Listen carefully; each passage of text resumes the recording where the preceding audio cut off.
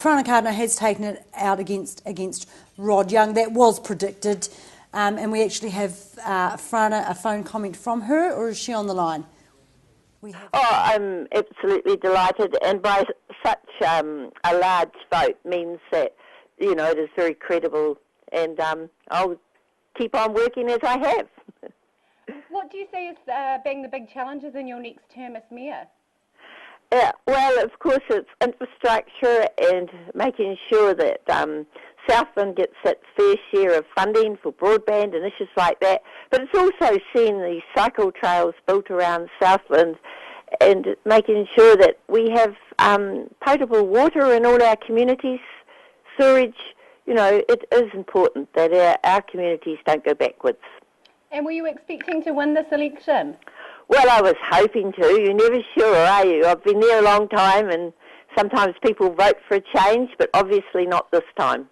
What do you think of the voter turnout? Do you think it's been quite good?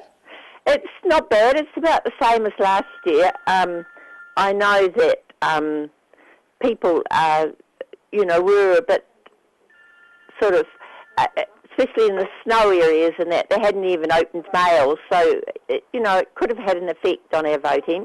But in areas like Te Anau, where I live, it was 60% turnout. Stewart Island was about 72% turnout. So in our district, there were some very high turnouts. Reporter Janelle Redden has been to Suzanne Prentice's house looking for a comment. We have that now. Take a look at this.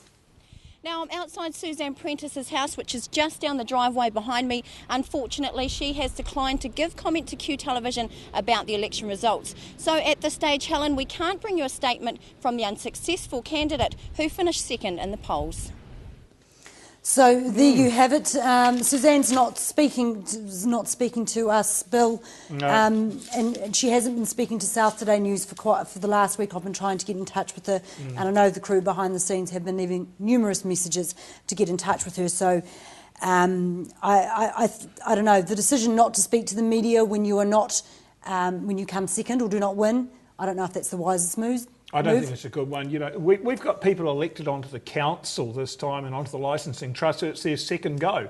They come back, they didn't get on. It's an election, for there's no question about that.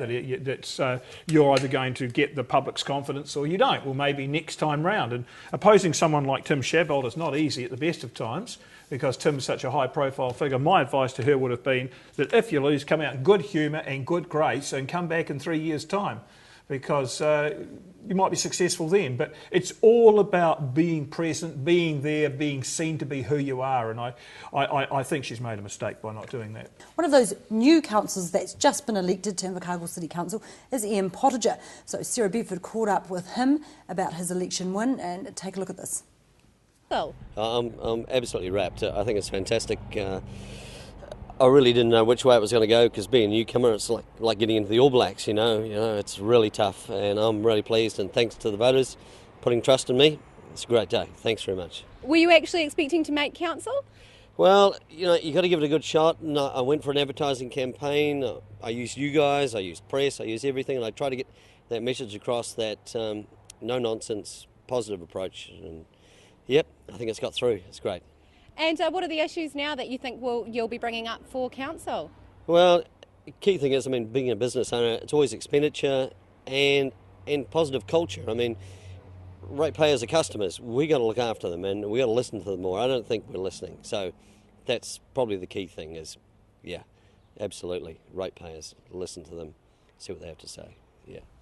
So there you go, very happy. Ian Pottinger, or Rangi Pottinger, he received 7,665 votes. So we're now going to throw to Carolyn Dean, first time standing for council. She was the 5th highest polling councillor, which is extremely interesting. She was head of Thelma Buck, Lindsay Abbott and Neil Boniface.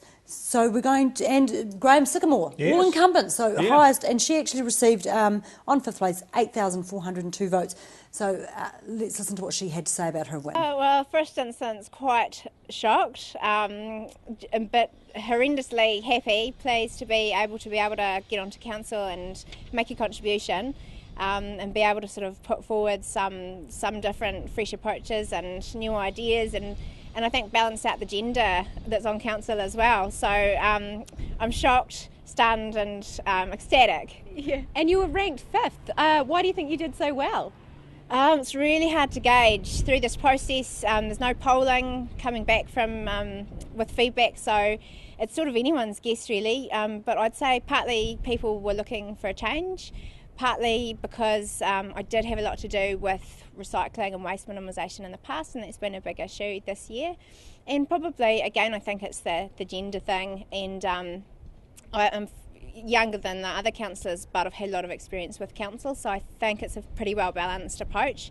And my billboard sign's been pretty well received by people. A lot of people have seen it, and I did a website too with a lot of information, so if people were seeking information, then they could find that out about me and what my vision is and what my experience is. So it was all there for people if they wanted to find it.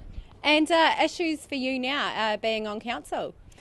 First of all, I think really keen to build relationships with other councillors, because it's a team effort, so that's probably the first thing that's in my mind.